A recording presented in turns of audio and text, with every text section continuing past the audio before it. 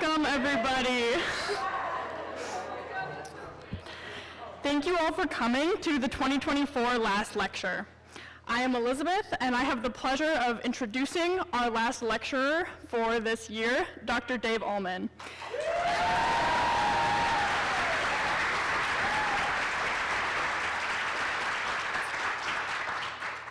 Dave is a professor of geoscience and teaches many courses in environmental geosciences, from introductory physical geology to geoscience senior honors research. Throughout my classes with Dave, he has inspired me to appreciate the unique perspective that geology can give us in understanding the Earth, not only from a scientific perspective, but also in the way that we view our place on Earth. He brings passion, positivity, and dedication to students and to Northland every day. So, please welcome Dr. Dave Ullman up to the stage to deliver our last lecture.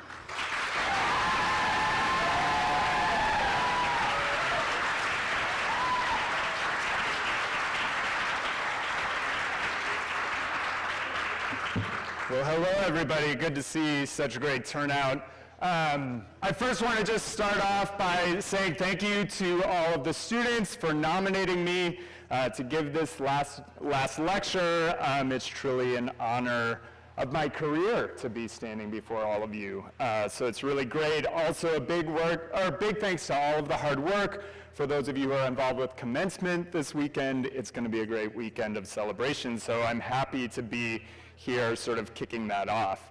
I also, let's see, I got to get my slides all working. I also want to give a shout out to my May term class this year. Here's the group, Story in the Stone 2024. A lot of what went into this talk is what I have been thinking about the past month. In this course, we explore the narrative aspects of geology, and we read works by a variety of scientists and writers, and we've explored a variety of field sites that tell remarkable stories about the Earth. And I often describe my job that is being less about teaching and more about learning with students. And this May term is case in point of learning with students, teacher and students learning together in community. And it's been really great. Leading into this lecture, two of the best discussions that we had this term were about geologic time and the Anthropocene. And so that's what I'm going to talk to you about today. So, on that metaphor of thinking about stories and the Earth, we need to think about a library. And if you're going to sit down and you're going to tell the story of the Earth, we need to think of this story not as a single book, but as a whole complete library. The story of the Earth is a collection of books that are written in rock and in sediment and in ice. And many of these books offer an astonishing epic tale with chapters in sequence. This led to that, which in turn led to this. But other books tell the same story, but seen through different characters at different locations. And some books have even been lost forever, left out in the rain too long until the pages start to disintegrate. And some books have yet to be added to the library. And so in this class, we talked about how the Earth is a dynamic place and ever-changing, ever-evolving. There's beauty in this dynamism as the continents shift, the mountains grow, the ice sheets come and go. And yet our temporal experience as humans, if we're lucky, 75 years, is far too short to see some of the most astonishing change that occurs on this Earth. Even our species, all of 200,000 or 300,000 years, give or take, is far too young to have seen much of this. All right. One of I would say, the greatest contributions of the field of geology, the discipline of geology, is the concept of deep time. For us to appreciate that our home is unfathomably old and will continue long past us, this is a powerful thing to grapple with, this sort of deep existential, but also the wow of it all, right? And so I throw up this slide right here of James Hutton, one of the first of the scientists that we know about to have sort of explored the idea that the Earth is unfathomably old. And he came up with this quote, that we find no vestige of a beginning, no prospect of an end. I like to think that there are probably many people before James Hutton that also thought that the Earth was quite old. Okay, how are we doing? All right, good, thanks. Okay, so I want to give you some examples of some of the things that we've been reading about in this course. And one of the writers that I think is particularly key in writing about geology is John McPhee. And so I want to read, this is a rather lengthy quote, but I think it's really important in some of the things that we are exploring throughout this course. And John McPhee writes in his book, Suspect Terrain, human time, regarded in the perspective of geologic time, is much too thin to be discerned, the mark invisible at the end of a ruler.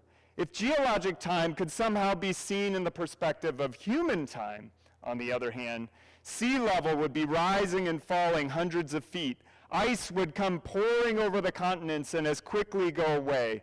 Yucatans and Floridas would be under the sun one moment and underwater the next. Oceans would swing open like doors, mountains would grow like clouds and come down like melting sherbet. Continents would crawl like amoeba, rivers would arrive and disappear like rain streaks down an umbrella. Lakes would go away like puddles after the rain, and volcanoes would light the earth as if it were a garden full of fireflies. At the end of the program, man shows up, his ticket in his hand. Almost at once, he conceives of private property, dimension stone, and life insurance. We talked about this passage a lot, didn't we, in our class? That is a good one. John McPhee, one of the many authors. Okay, so back to this idea of our geologic library. We need a way to organize these stories. In a library, you have collections, and those collections are made up of volumes. Volumes are made up of books. Books are made up of chapters, and chapters are made up of paragraphs. But we need to know the order in order to make sense of that story. And so we need a card catalog for our story, and that is the geologic timescale. The geologic timescale gives us that sequence of how we should read these books.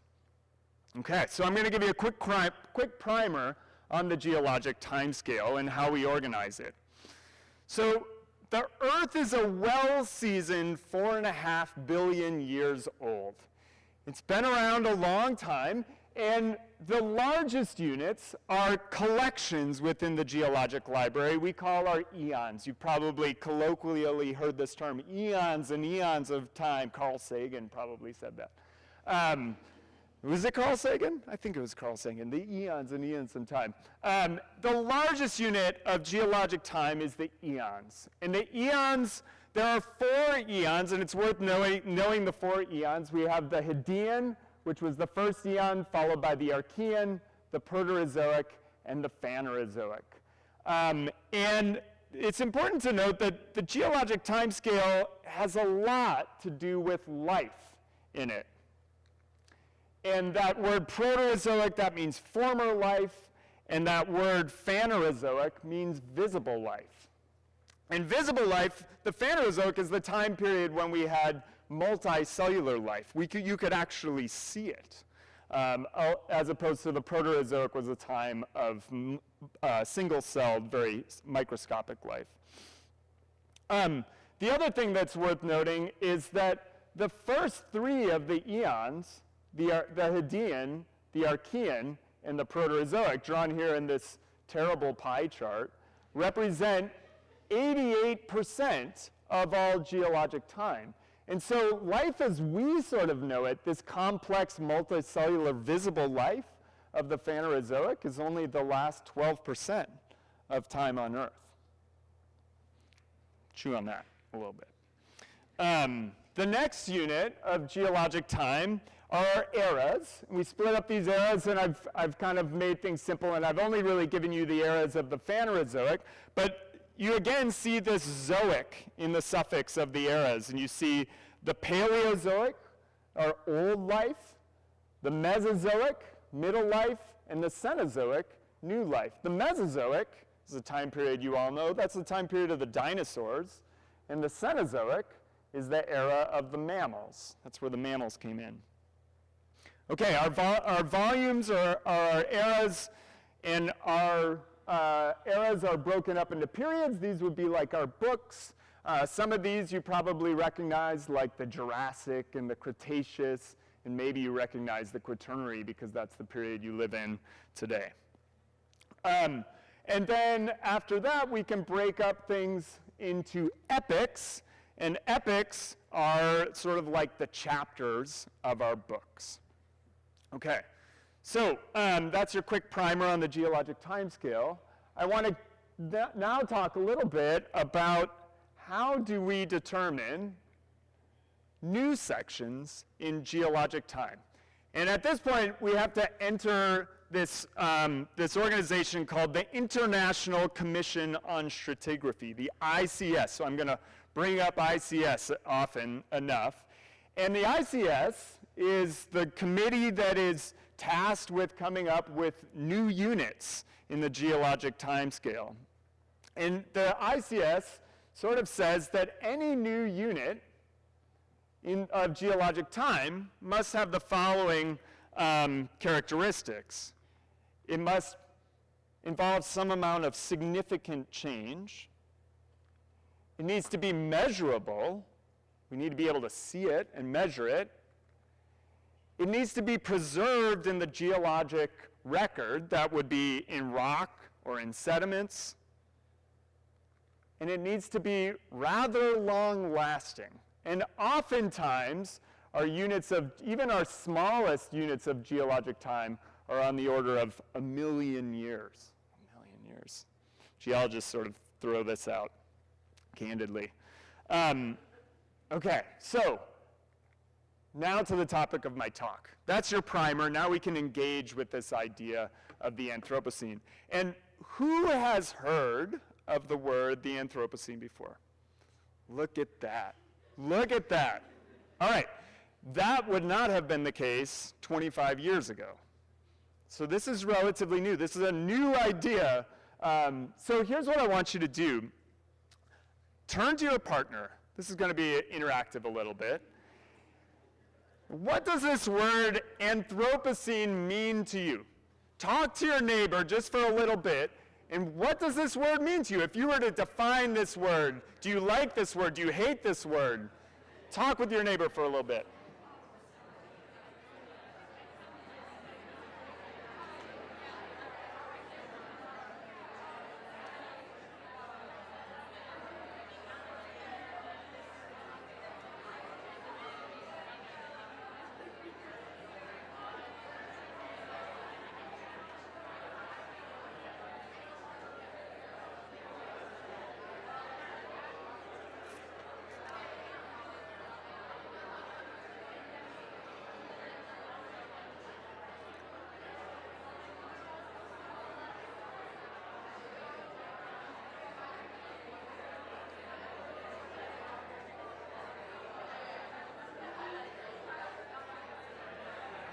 All right, everybody, if you could come back together here.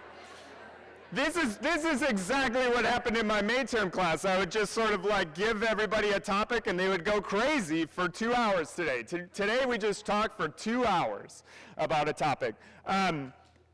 Give me a word. Yell out a word. First word that comes to mind when you hear the word Anthropocene. Human. We hear human. What else? Technology. Time. Technology. Climate. Destruction. Yeah, for sure. Pollution. Plastic. I hear plastic. What else? Extinction. Yes, extinction. What's that? Novel change. A new change. Yeah. All right, good. Those are all great words. You have heard of Anthropocene before. All right, I'm gonna define it as this. The Anthropocene is the idea, and it's an idea, that humans' impact on Earth is so significant, A, lasting, B, measurable, C, and preservable, that it deserves distinction as a new epoch in the geologic timescale. So I'm going to call it an idea. So I'm playing off a story in the stone, so I'm going to read to you again. And this is an excerpt from Alice Major. She's the poet laureate of Edmonton, I believe. And she has this book, Welcome to the Anthropocene. And this is her poem about the Anthropocene. Now, welcome to the Anthropocene, you battered, tilting globe. Still you gleam a blue pearl on the necklace of the planets. This home, clouds, oceans, life forms. Oh, there we go. Sorry about that. I'm in the second paragraph. Where was I? Clouds, oceans, life forms. Span it from pole to pole within a peel of air as thin as lace lapped round an apple. Fair and fragile bounded sphere, yet strangely tough. This world that life could never love enough. And yet its loving care has been entrusted to a feckless species more invested in the partial while the total goes unnoticed. That's a good one, Alice. Thank you. Okay. All right, so a little human history on the Anthropocene. This is going to be the most boring of all of my slides because I just list a bunch of dates and what happened. Okay, so how did we get here to this concept of the Anthropocene? This sort of, the early term that was coined here was by an Italian geologist. This is straight out of Wikipedia, I apologize. Antonio Stepani acknowledges that human influence on the Earth, acknowledges this influence and suggested an Anthropozoic era. So slight difference, slight riff on the Anthropocene. Then later, in the 1980s, a biologist, Eugene Stormer, informally coins the term Anthropocene. And then, as the story goes, it wasn't until the year 2000 when atmospheric chemist Paul Crutzen, and Paul Crutzen is really famous. He's the one that told us that the CFCs that we are emitting into the atmosphere is destroying the ozone layer. He won the Nobel Prize for that. Sort of understanding the ills of modern industry and what it does to the natural world. As the story goes, Paul Crutzen was sitting in a meeting, and there was all of this conversation about the Holocene, the Holocene, the Holocene. He threw his hands up and he said, all of this talk about the Holocene, we are not in the Holocene anymore, we are in the Anthropocene. And he was just kind of fed up with that moment as the story goes. And so in 2000, Paul Crutzen worked together with Eugene Stormer to write a paper where they sort of fleshed out this idea of the Anthropocene. After that, in 2009, this group of the ICS, called the Anthropocene Working Group, came together to start to consider the evidence of the Anthropocene becoming a new epoch in the geologic timescale. One more piece in the history. The geologic discipline really started to grapple with this idea, right? The idea of adding a new epoch to the timescale is not something to be taken too lightly for geologists. And in 2011, the Geological Society of America titled its annual meeting the Archean, which is the earliest eon, to the Anthropocene. The past is the key to the future. So the title of this meeting, I was at this meeting as a graduate student, was focused around the Anthropocene. Okay, so that's a little bit of history. So the Anthropocene Working Group started to convene, and they started working together, and they wrote a paper, a review paper in 2016, published it in Science, and they came to the conclusion that the Anthropocene is functionally and stratigraphically distinct from the Holocene, and the Holocene is the previous epoch. And so they're sort of calling and providing evidence for, yes, there should be an Anthropocene as a new epoch. So I'm going to provide you with a little bit of science here. So these are some of the graphs from their papers, and don't worry, I'll walk you through these. So on the top, what we see from this paper is on all of these graphs, we see time on the x-axis, and here going from 1900 to 2015 or so. And what is being graphed here on the top are concentrations of, or actually it's production of aluminum, concrete, plastics, and synthetic fibers globally. And what you see is that prior to about 1950, the production of all of these sort of industrial substances is relatively flat, and then we see this sort of accelerating uptick starting at about 1950. We also see a similar trend in carbon particles. These carbon particles are produced in the burning of coal and fossil fuels, and you see a slightly different time axis, but relatively low concentrations of these carbon particles, and then this acceleration. And this acceleration was given this term, the Great Acceleration, as being this time period after 1950. Okay. Another graph from this paper looked at nuclear tests and atomic bomb detonations. And what you see in black here are records of atmospheric tests, nuclear tests, and associated with that is concentrations of radioactive elements that would only be produced in those atomic detonations. And the big one is plutonium and carbon-14, and that's what we see in the blue right here, this big spike. And then the carbon-14 we see in green, and another spike. And then coming off of that spike, you see the radioactive decay that is coming down. This is really important in our understanding of the Anthropocene and of human influence, because radioactive elements allow us to date back to a particular time. And so we can actually use the concentrations of these elements to date back to that time period of when these atomic blasts were being let off. Okay, so atomic bombs and their associated isotopes are kind of suggest that distinct unit.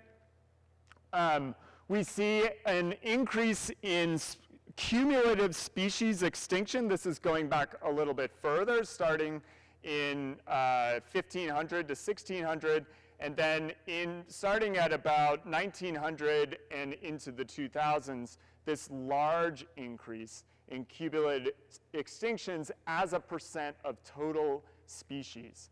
And this black line right here would be the expected background extinction, and you can see that the rate of extinction is much higher across this time period. Again, sort of a great acceleration as well. And then one more that I want to share is, this is one that you have seen a lot, the increase in greenhouse gases due to the burning of fossil fuels. And there's two lines here, and I want to share these two lines with you because not everybody knows the orange line. The black line is the line that you know, and this is showing green concentrations of carbon dioxide in the atmosphere, and much of this is from ice core, the ice core record, fossilized atmosphere, and we see that it is fluctuating, hovering about 280 parts per million, and then at the start of the Industrial Revolution, the burning of fossil fuels, coal and petroleum, we see this increase in carbon dioxide in the atmosphere. Now, an important part of the burning of fossil fuels is that this is where that carbon is coming from. And so that carbon is being burned, and this carbon is really old. It's really isotopically old and dead. And so when you burn old carbon, that old carbon goes into the atmosphere, and the atmosphere becomes old. And what we're seeing here in this graph is, in orange, is an isotopic fingerprint of the burning of fossil fuels. And that is why this graph, we see at the bottom of this graph, at the bottom, this is old carbon, the isotopic fingerprint of old carbon, and up here we have the isotopic fingerprint of young carbon. And what you see is that fingerprint right here decreases right at the same time that we see the uptick of carbon dioxide in the atmosphere. And what that says is that this carbon dioxide is explained by the burning of fossil fuels. This is a fingerprint of fossil fuel burning. And this is called the Seuss effect. It just says that the atmospheric CO2 that we have in the atmosphere is a fingerprint of our dirty fossil fuel hands. Okay. Oh, also, if you zoom in on this, you can see this is just a different time scale. This is starting at 1850. And again, we see this, there is an inflection point in this data at about 1960, where you can see carbon dioxide in the atmosphere is going up, and then it accelerates. So again, this idea of a great acceleration. And there, just you see this downturn to even more old carbon. Again, those fossil fuel fingerprints. Does that make sense? Yes. All right. I love the Seuss effect, man. I could lose myself in the Seuss effect. All right. The last thing that the Anthropocene working group talked a lot about were this idea of technofossils. What is going to be left behind of the things that we have produced?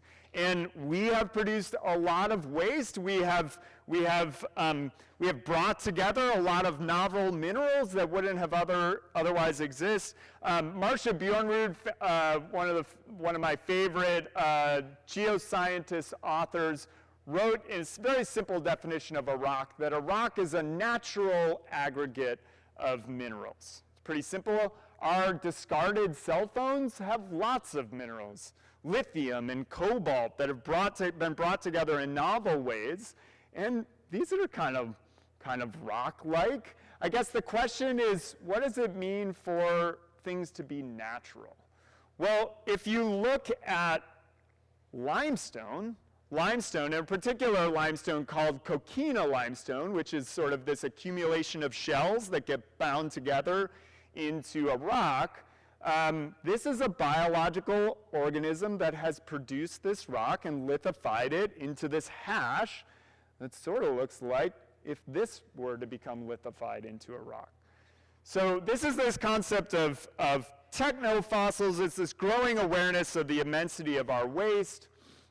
There's also been conversation about these other rocks, of how plastics might be brought into rocks for long periods of time, this concept of plastiglomerate or plastic conglomerate.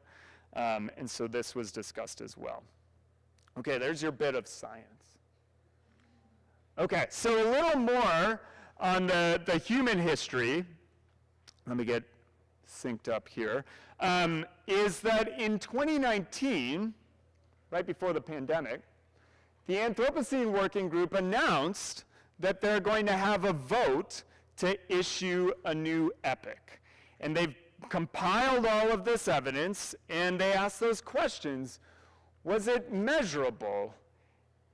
And yes, I would say we've made a lot of measurements here, a lot of these coming from various sources. We can measure ice cores. We can measure, some of this data comes from lake cores. We can definitely make measurements of the changes in the Earth system. Was the change significant? And what I'm showing here is a really cool graph, but a really weird time axis, starting at 540 million years ago all the way to the present. You can see that it gets compressed throughout here, and this is showing the temperature record across the Phanerozoic. And what you see here is, this is showing kind of the fluctuations of glaciation. Here's the Holocene, and then these are the projections of where we might be headed in business as usual for climate.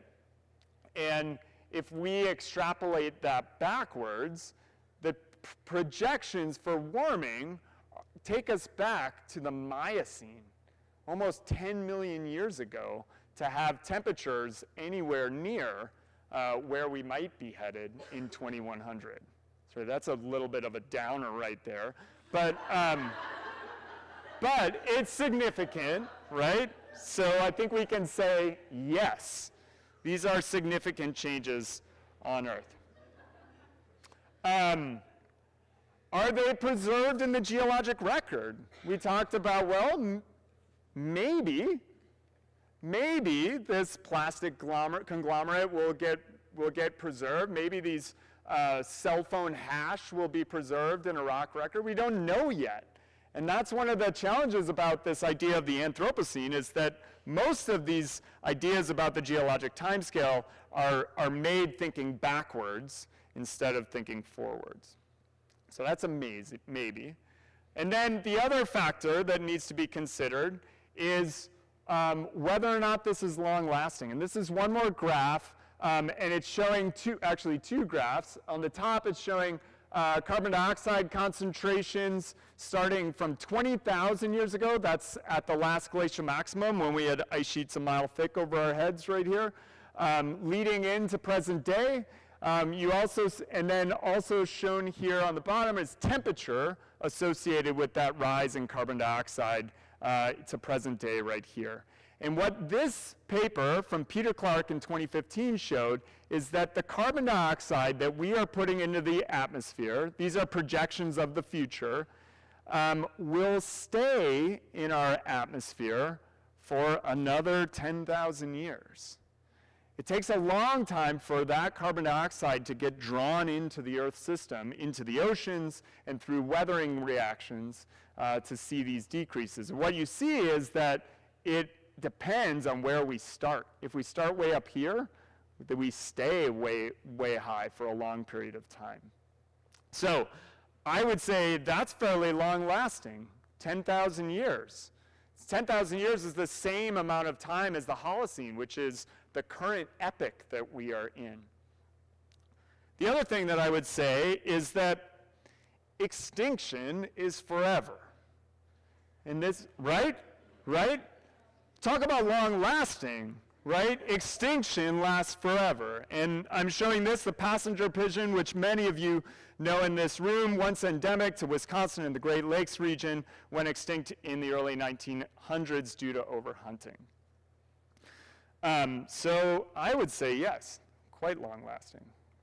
Okay, so up until recently, this is where I landed. And recently, as in last week with my May term class.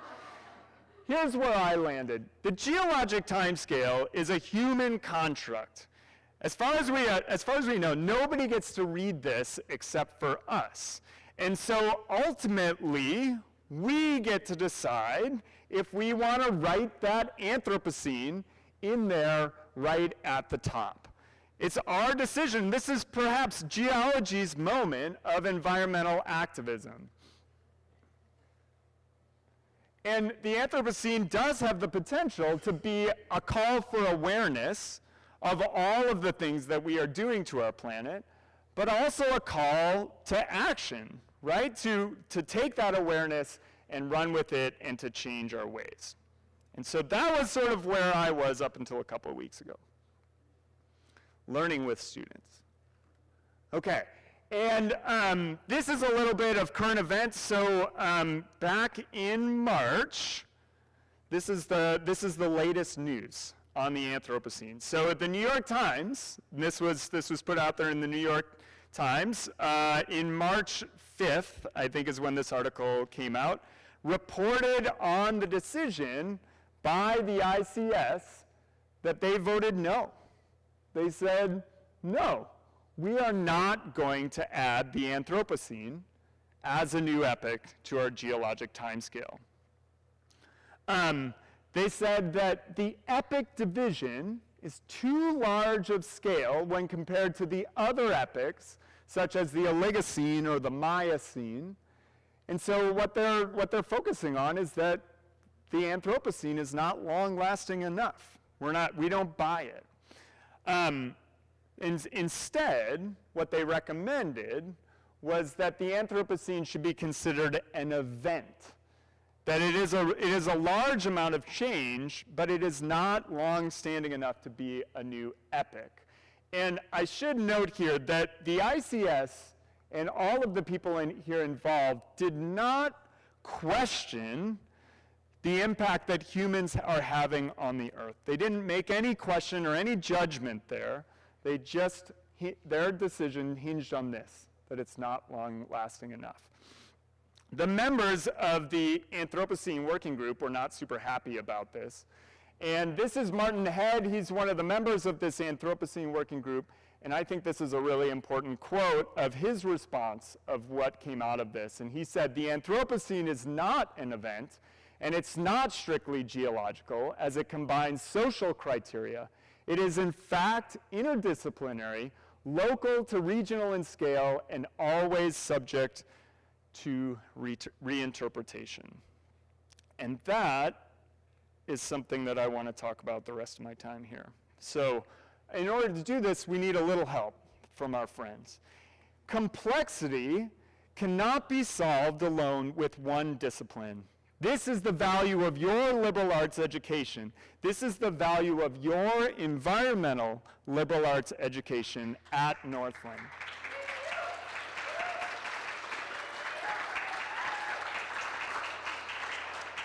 And that last quote from Martin Head, he said that the Anthropocene is inherently interdisciplinary, and it demands that we consult scientific expertise alongside the expertise of the humanities and the social sciences. So what I have not been telling during this time is that the humanities was grappling with the Anthropocene and the social sciences was grappling with the Anthropocene all during this time.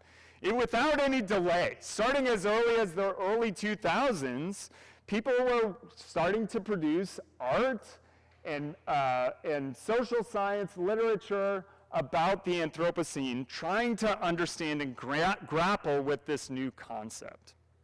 And so, for example, during the class, Sydney Bennett raises her hand and says, "We read this great article in Cynthia Belmont's class, and it was called," we were talking about the Anthropocene, and is it an event, is it an epic? And it's called Welcome to the White Manthropocene. And so this is worth coming up because I think it is important. It's a very provocative title, right?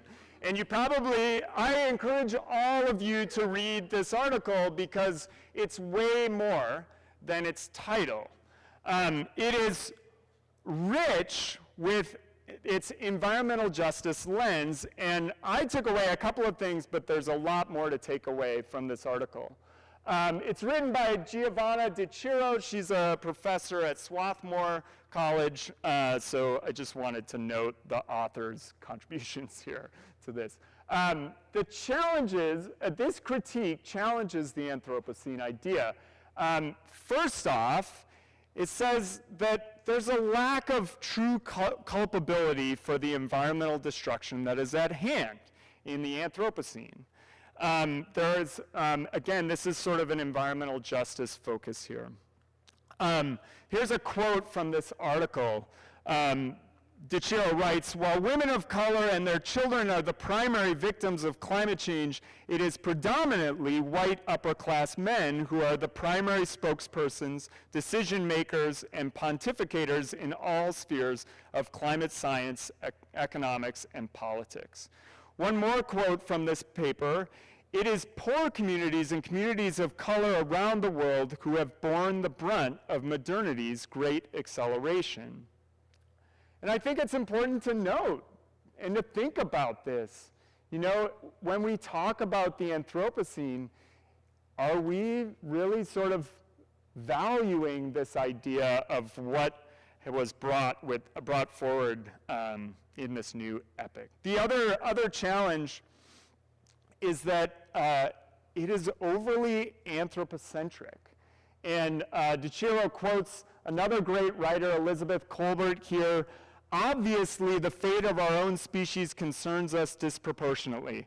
But at the risk of sounding anti-human, some of my best friends are humans, I will say that it is not the end what's most worth attending to. Right now, in the amazing moment that to us counts as the present, we are deciding which evolutionary pathways will remain open and which will forever. It is, how do we respond to this? How do we respond to this complexity?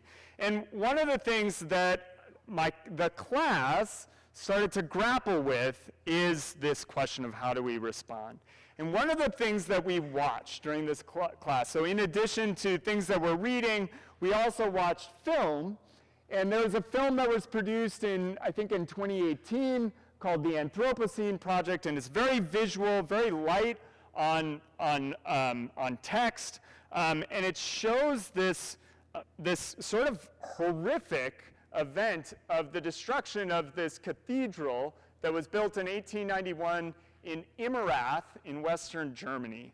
And this cathedral is being destroyed to make way for the expansion of an open-pit coal mine in Western Germany. And so the Anthropocene is heavy. It's super heavy. The weight of existentialism in its making right in front of us. And so it's this horrific duality of art and architecture being destroyed to make way for our further consumption, right? This was really hard to watch. We had to turn it off in our class. Like a lot of us were struggling with this. And so I want to walk through some of the ways that we can respond to the Anthropocene. And so one of the ways that we respond is with the 3 Ds, with doom, with dread, and despair. And I think that's a natural response to the weight of the Anthropocene. I think one of the challenges, or sort of sadly related to this doom, dread, and despair, is that it results in fatalism. And that fatalism sort of undermines the call to action that was originally brought forward by those stratigraphers that wanted to bring forth the Anthropocene for positive change. And that fatalism, I have a cartoon here, deciding to become a fatalist. All events are preordained and unalterable. Whatever will be. That way, if anything bad happens, it's not my fault. It's fate. I don't have to do anything. So that doom, dread, and despair, I think it's a natural response, but I think it kind of undermines our action. Another way to respond to the anthroposphere is fear. I think it's very scary to think about these changes to their system, changes to this place that we live and this place that we love, fear of instability, fear of loss, fear of safety. But fear can be a powerful motivator, right? We've all heard these stories of like superhuman strength by grandmas picking up cars to save their sons, right? Fear can lead to this adrenaline response that can lead us to act. But that motivation, not especially when it comes to adrenaline, can be rather short-lived. And so I want to offer sort of another response potentially to the Anthropocene. So what if we approach this in a different way? And one of the thinkers that I've been reading about, famous thinker and communicator and marine biologist, is this going to work? By the name of Ayanna Elizabeth Johnson, writes a lot about climate change, has a new book that's coming out in this coming fall, September 2024, and she says, what if we approach the Anthropocene, what if we approach climate change with a new way, which is to think about love for the future? And love for the future is a lot more optimistic, right? We can think about love for our children, love for our future children, love for other species, love for future species, love for art, love for future art, yes to come, love for snowstorms, I love snowstorms, and love for future snowstorms, right? I think that this is really powerful to think about how does loving the future change the way that we are going to act moving forward. Let's see. Maybe? There we go. All right. And I think one of the powerful things here is that, and this is like my terrible Hallmark line, God, love is lasting, fear is fleeting. I thought it was terrible. It sounds like a Hallmark card. I think that the challenges that we face with the Anthropocene, with climate change, are the challenges that we can't address with a simple adrenaline-induced lift of fear. They will require persistence, they require teamwork, they require community in order to address these changes. And so if we can approach these challenges of the Anthropocene with a love for the future, I think that will allow us to motivate ourselves to do what we need to do. So, back to the question at the title of my talk. And that question is, to Anthropocene or not? What are we going to do here? The call for action is absolutely real. The environmental challenges that we face are ever increasing and accelerating. And by adding the Anthropocene to the geologic timescale, we are literally writing it in stone. And so in that way, the Anthropocene is sort of fatalistic. It says that our impacts are permanently written from here forward. And I'm going to say that I reject it. This is a future that I don't want.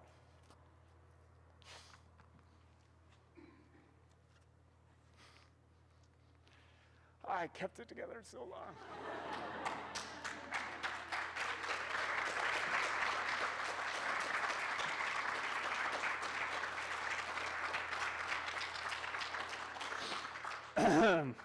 I reject a future of algal blooms in Lake Superior. I reject a future without balsam fir in the North Woods. I reject a future without loons. I reject a future without winter. I reject a future without glaciers. I reject a future where the Pinocchis are removed from the face of the earth for iron. I reject a future where poor people of the global south bear the brunt of climate change and resource extraction. And I reject a future where white men are the primary decision makers. Thank you, white Anthropocene. So that's where I lie, and that is what I have learned in my course.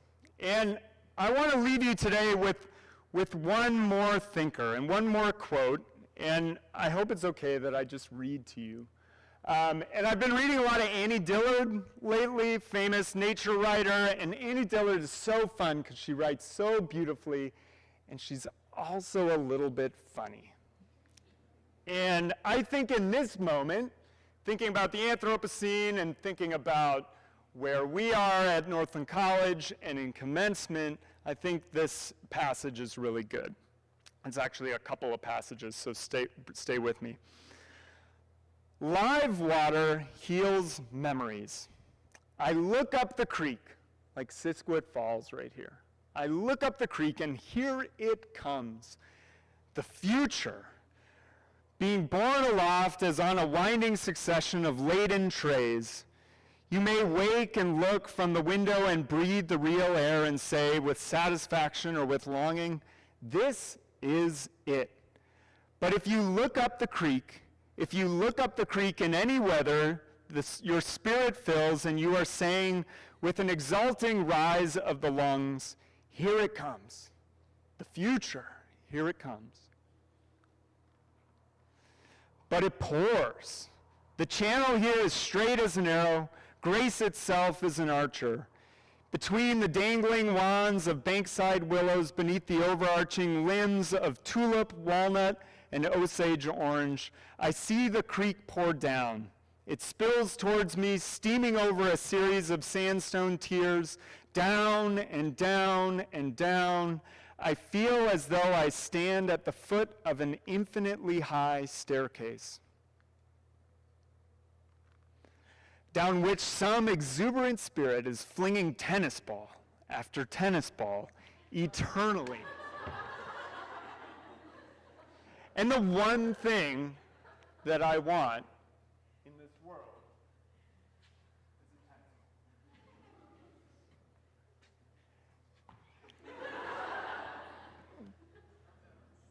ball. Go almost. And so in conclusion, go stand by a river and look upstream. And go find those tennis balls for what you desire for the world. And let them cascade down from the future. Congratulations, seniors, and thanks everybody for listening to me talk about my last lecture, and let's continue talking about the Anthropocene. There's lots we can grapple with. Thanks all.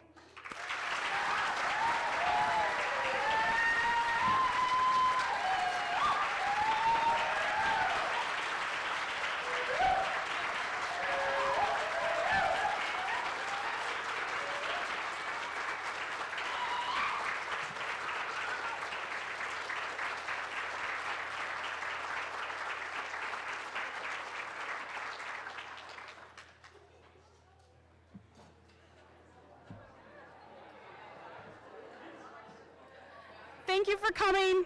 Woo. Thank you for coming. There are s'mores in the fire ring if you want to go join with all your friends afterwards. And additionally, we have some more Confluence events. Ooh. Confluence is tomorrow, as well as baccalaureate and today was last lecture. Oh my goodness gracious. Baccalaureate and the champagne toast. We hope to see you all there. Thank you all for coming, and thank you, Dave. This was wonderful.